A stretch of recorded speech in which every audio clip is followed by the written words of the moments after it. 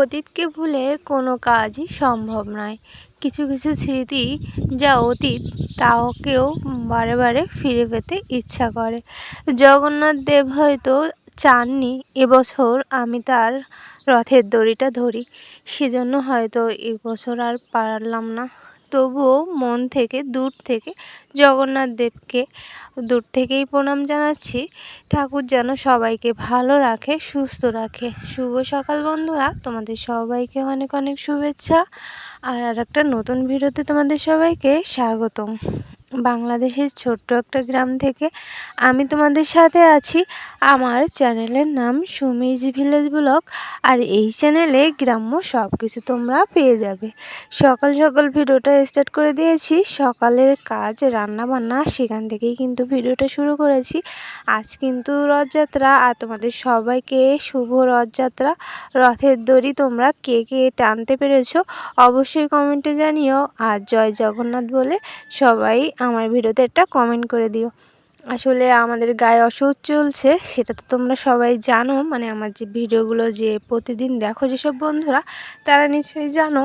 আর সেজন্য কিন্তু আমাদের তো ঠাকুরের কাছে যাওয়া হয়নি। রথযাত্রা ঠাকুরের অনুষ্ঠান, আর সেখানে তো আমাদের অ্যালাও করবে না। আর তারপরও অসুখ না সারালে ঠাকুরের ঘরের পুজো তো দেওয়া যায় না, তোমরা তো জানো। আর এই 13টা দিন আমাদের গায়ে অসুখ থাকবে, আর আমরা এইভাবে কিন্তু নিরামিষ খাওয়া দাওয়া করব। 13 দিন পর যখন শ্রাদ্ধটা হয়ে যাবে, তারপর থেকে আবার সব কিছু করতে পারবো। নিয়মকানুনের বিষয়টা আমাদের গ্রামের দিকে তো একটু বেশিই প্রচলন। আর আমরা যেহেতু গ্রামে থাকি, সেজন্য এইসব নিয়ম আমাদের মানতেই হয়। সকাল সকাল কিন্তু রান্নাবান্নাটা সেরে নিচ্ছি।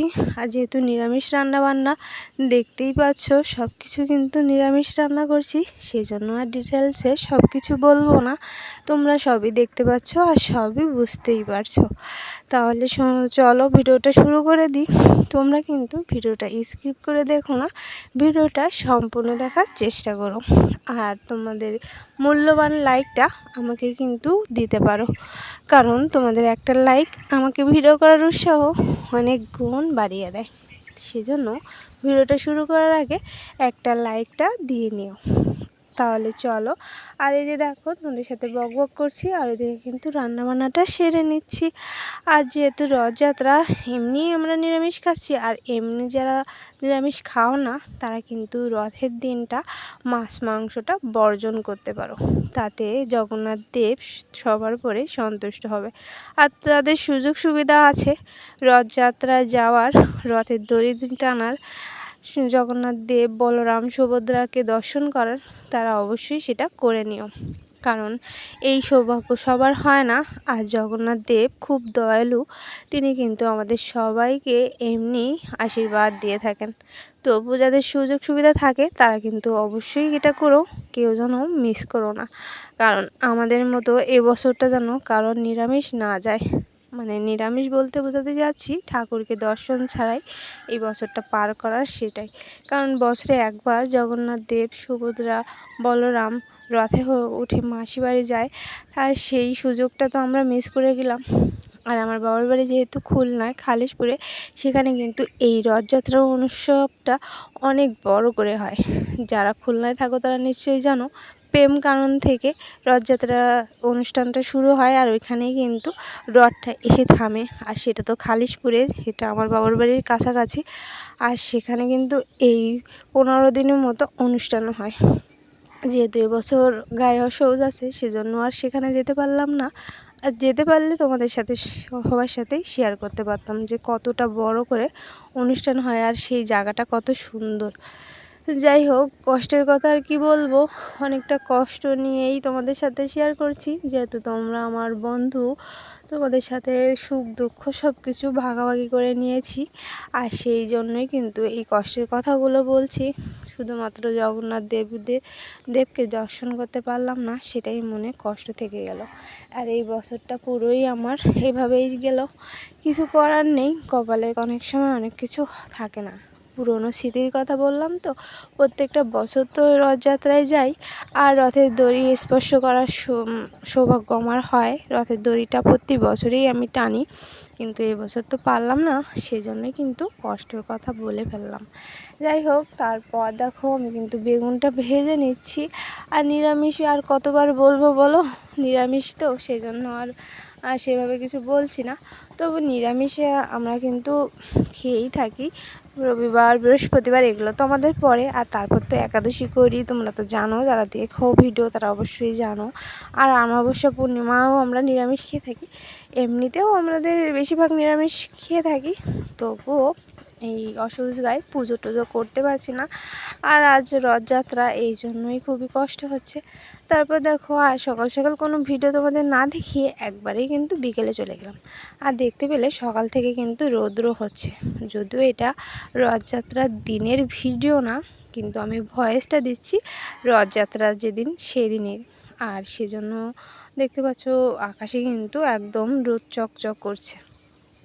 আর আজ তো খুব বৃষ্টি হচ্ছে, মানে যেদিন রথযাত্রা আমি ভয়েস দিচ্ছি, আজ কিন্তু সকাল থেকেই বৃষ্টি বৃষ্টি আবহাওয়া, বৃষ্টিও হচ্ছে।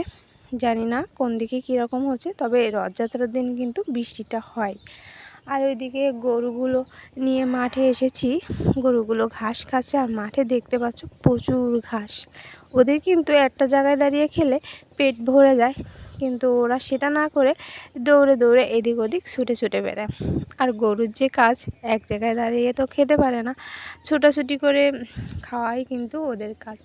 আর আকাশের পরিবেশটা এবং চারপাশের পরিবেশটা এত ভালো লাগছিল, সেজন্য কিন্তু তোমাদের সাথে বারবার শেয়ার করছিলাম। বিশেষ করে এই পড়ন্তবেলায় আকাশের সিনারিটা খুবই ভালো লাগে। আর এদিকে দেখো মিষ্টি রোদ, মানে সূর্য ডোবার আগে যে রৌদ্রটা, সোনা রৌদ্র, সেই রৌদ্রটা কিন্তু গায়ে এসে লাগছে। আর দেখতে কিন্তু অপূর্ব লাগছে। যদিও আমি হাঁটছিলাম আর ভিডিও করছিলাম, সেই জন্য কিন্তু ভিডিওগুলো একটু নড়ে গিয়েছিল। তবুও দেখো গরুরা খাচ্ছে। ওদের সামনে যে ভিডিও করব, তাহলে কিন্তু ওরা আবার মুখ ফিরিয়ে অন্যদিকে নিয়ে যায়, সেজন্য পিছন দিকে দাঁড়িয়ে ভিডিও করছি।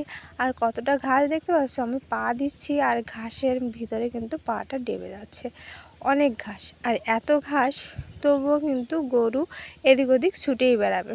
আর এই জন্য কিন্তু গরু এইভাবে তাড়িয়ে তাড়িয়ে খাওয়ানো লাগে। আর বিকেলের টাইমে তো প্রায় এরকম হয়। আর কিছুদিন তো বৃষ্টি হয়েছিল, এখন আবার রৌদ্র হচ্ছে, আবার কিছুদিন বৃষ্টি হবে, যেহেতু বর্ষাকাল চলে এসেছে। আর এই বর্ষার সময় না প্রচুর মশা হয়, কারণ এই বিলে দেখতে পাচ্ছ কত ঘাস। যখন এই ঘাসগুলো বৃষ্টির জলে একদম ডুবে যায়, আর সেই জলের ভিতরে কিন্তু ঘাসগুলো পচে যেয়ে তারপর কিন্তু মশার সৃষ্টি হয়। আর তখন না আমাদের বাড়ি ঘর কোথাও একটু স্বস্তি পাওয়া যায় না, প্রচুর মশা হয়। কী করার বলো, তবু কিছু করার নেই, কারণ এভাবে ঘাস পচে যাবে, তারপর তো এই বিলে আবার ধান চাষ করা হবে। সেজন্য কিছুটা দিন বাকি আছে, আর এই কিছুটা দিন কিন্তু এইভাবেই গরুগুলোকে খাইয়ে নিতে হবে। যদিও পারলাম না জগন্নাথ দেবের কাছে যেতে, আর সেজন্য গরুগুলোর সাথেই সময় কাটিয়ে নিচ্ছি। আর বুঝতেই পারছো, গরু তো আমাদের কৃষ্ণর একটা পছন্দের জীব। আর আমাদের বাড়ি যেহেতু গরু আছে, আমরা কিন্তু গরুকে সেইভাবেই যত্ন করি, সেভাবেই পূজা করি। আমাদের সমাজের যারা আছো তারা জানো, গরুকে কিন্তু আমরা সেভাবেই পুজো করে থাকি, কারণ গরুও আমাদের খুবই একটা পূজনীয় জিনিস। গরুকে আমরা খেতেও দিই, আর তাকে কিন্তু সেভাবেই গুছিয়ে রাখতে হয়। যখন উৎসব পুজো আচরা হয়, তখন কিন্তু তাদের গলায় মালা পরিয়ে দিই, তাদের স্নান করিয়ে দিই, পা ধুইয়ে দিই, সব কিছুই কিন্তু আমরা করে থাকি। আর গরুকে চেষ্টা করি যতদূর সম্ভব সেভাবে যত্ন করে রাখার, তাদের যাতে কষ্ট না হয় সেইভাবেই চেষ্টা করে থাকি। জানি না কতদূর কী পারি, তবে মানুষ হিসাবে গরুকে, মানে পশু পাখি এইসব জিনিস, জানোয়ার এসবদের গুছিয়ে রাখতে বা তাদের কষ্ট না দিতে, সেটা কিন্তু আমরা চেষ্টা করে থাকি। আর ওইদিকে দেখো প্রচুর রৌদ্র, আর রৌদ্রের মধ্যে নিজেকে যেন পুরো অন্ধকার মনে হচ্ছে, মানে অপোজিটে যেহেতু রোদের তাপ রয়েছে আর এই পাশে তো আমি দাঁড়িয়ে রয়েছি মানে অপোজিটে, সেহেতু না অন্ধকারটা চলে আসে। আর সেইভাবেই তোমাদের বলছিলাম যে এদিকে দেখো পরিবেশটা কত সুন্দর লাগছে। বিকেলের এই টাইমটাই কিন্তু মানে এই গোধূলি লগন যেটা বলে, এই টাইমটা কিন্তু খুবই সুন্দর একটা সময়। বিশেষ করে এই গ্রামের দিকে কিন্তু এই সময়টা খুবই ভালো লাগে। আর যাই হোক, জগন্নাথ দেব তোমাদের সবাইকে ভালো রাখুক, সুস্থ রাখুক, এই কামনা করি। ভিডিওটা কেমন লাগলো কমেন্টে জানাতে ভুলো না। ভালো থেকো, সুস্থ থেকো।